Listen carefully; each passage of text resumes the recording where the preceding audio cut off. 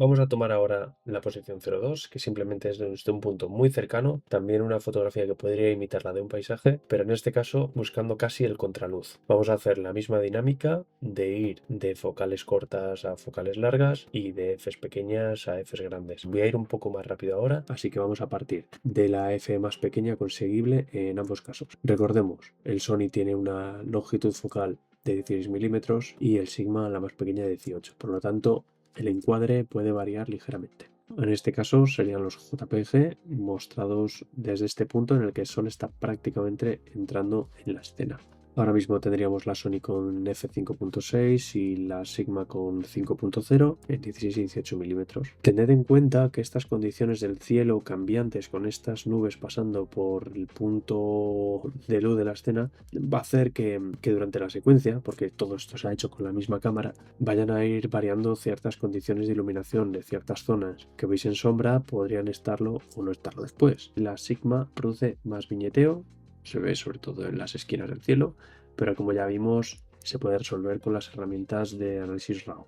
Vamos a hacer zoom a alguna de las zonas, por si pudiera parecer que hay un poco más de definición en cuanto a los bordes en el objetivo Sigma. Vamos a hacer zoom a uno de esos puntos, se aprecia que hay más aberración cromática en el Sigma, sin duda. Vamos a ver algún otro punto, por ejemplo este de aquí. Aquí en la parte central no habría diferencias entre uno y otro objetivo, ni en la definición ni en las aberraciones. Y lo que ya habíamos visto, la distorsión de los bordes del Sony. F8, F11, F16 y F22. En esta F22 sí que ha aparecido una cosa distinta que no ha aparecido en ninguno de los otros casos, que es este flare, llamado en inglés, o reflejo, que es básicamente la entrada de la luz directamente en la lente. Ninguna de las fotografías se ha tomado con ningún tipo de filtro. El caso es que esto no ha sucedido a esta distancia focal con la Sigma. Puede ser un efecto que sí que aquí haya diferencias entre uno y otro. Vamos al rango de los 24 milímetros. Las condiciones de iluminación han estado siendo cambiantes y por eso veis otros tonos en el cielo y este tipo de cosas. Nivel de definición. No encontramos tampoco grandes diferencias, puede ser que las hubiera a nivel de borde. Vamos a ir a ver justamente esta parte de aquí en uno y otro, ¿vale? Arriba tendríamos la imagen de la Sony y abajo la imagen de Sigma. Más allá de los colores, yo diría que especialmente en este lado del borde de la imagen encontramos en Sigma mejor definición tanto de los colores como de las formas. Fijaos, por ejemplo, en este tejado de aquí atrás, está totalmente difuminado y en el Sigma se mantiene bastante bien. Más allá de los errores de iluminación que puede haber en esta zona, también se ve más definición en el objetivo Sigma. Y una vez más, en esta parte central, también se ve más definición en el objetivo Sigma. ¿Qué pasa cuando vamos ahora a Fs superiores? Aquí tendríamos el vistazo a F8.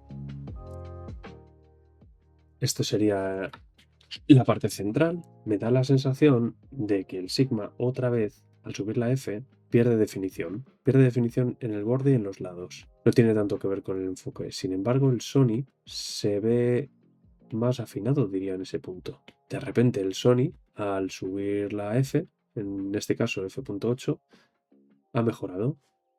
Y el Sigma viene para abajo. Vamos a ver algún punto un poco más central, como por ejemplo aquí abajo. Bueno, en esta parte es verdad que Sigma sigue siendo mejor. F11, centro y contraluz. Aquí parece ser que Sigma vuelve otra vez a perder nitidez. Vamos a verlo una vez más con las instantáneas. Ahora hemos subido a F11 y tenemos que el Sony parece ligeramente mejor en este rango respecto a Sigma. En esta parte central están un poquito más a la par.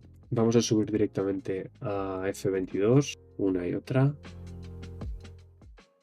Centro, contraluz.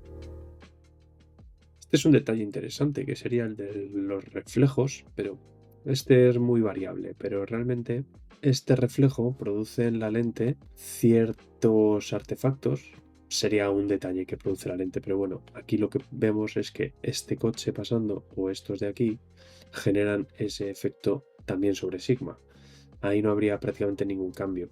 El efecto es bastante feo en este caso, pero sucede en estos puntitos de aquí, ¿veis? Estos son reflejos directos del sol y estas bolitas serían las que generan esos impactos que vienen devueltos directamente sobre la lente. Por lo demás, no veo grandes diferencias. Así que considero que a 24 milímetros y f22 los objetivos son idénticos. Vamos ahora a los 35 milímetros, a ver qué pasa. 35 milímetros, nuevamente, si comparamos a f2.8 y a f5, vemos como a 2.8 para este tipo de fotografía lo que estaríamos haciendo es tener hiperenfocado un punto dentro de este ámbito, pero luego todo lo demás saldría desenfocado. Por eso nos da la sensación de que el de F5 tiene más nivel de enfoque en casi todo el rango de lo que estamos viendo. Por ejemplo, en estos elementos ya que están detrás de todo, pareciera que están más enfocados. Lo mismo en los bordes. Vamos a lo que vamos. Y esta sería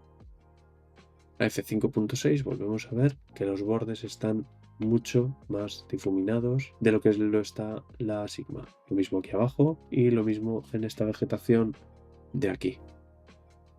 Lo mismo que ya habíamos visto antes, simplemente subiendo a f8, ese efecto que tiene el borde de la lente empieza a corregirse. El centro sigue prácticamente idéntico, no hay cambios aquí. A f11 ya todo ese borde está enfocado a un lado y al otro. Abajo también. Y voy a subir directamente a F22. A F22 ya había pasado antes. Empezamos a tener cosas que no habían aparecido antes. Por ejemplo, este efecto de aquí. Este efecto de aquí en la Sigma todavía no lo he encontrado y ya lo he encontrado dos veces que ha sucedido en el Sony, que es este efecto de la luz entrando en la lente. Tengo que decir que la lente estaba siendo usada sin parasol y sin filtro, y es posible que esta silueta de aquí, que veis aquí con estas aberraciones, se pueda corregir simplemente con eso. Así que no lo tengáis muy en cuenta, pero bueno, es un efecto que hay que saber que sucede en este objetivo. Entonces el centro así no lo podemos comparar, pero bueno, podemos comparar esta parte izquierda de aquí, prácticamente idénticos a 11.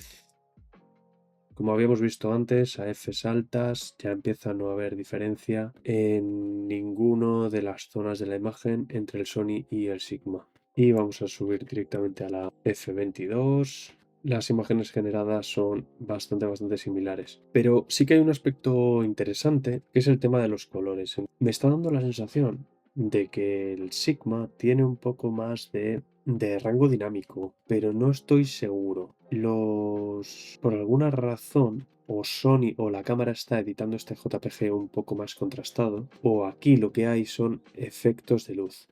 Seguramente en pantalla sea difícil de ver, pero bueno, yo lo estoy viendo. Aquí hay unos tonos rojizos todo dentro de esta imagen. Y esto sigue siendo ese efecto del sol pegando de alguna forma contra la lente.